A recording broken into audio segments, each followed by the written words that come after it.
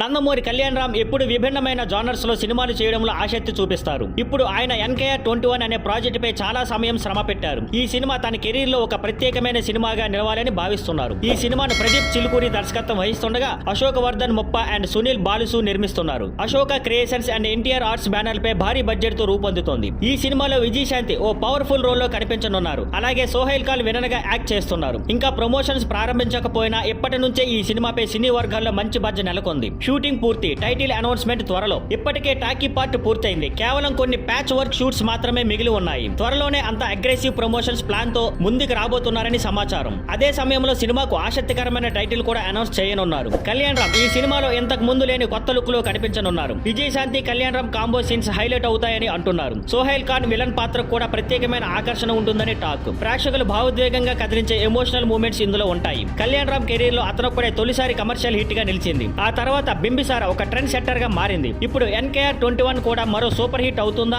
అనేది ఆసక్తికరంగా మారింది. మొత్తం మీద ఎన్కేఆర్ 21 మరో భారీ మైలురాయి అవుతుందా అనేది చూడాలి. Thank you for watching. Please like, share and subscribe.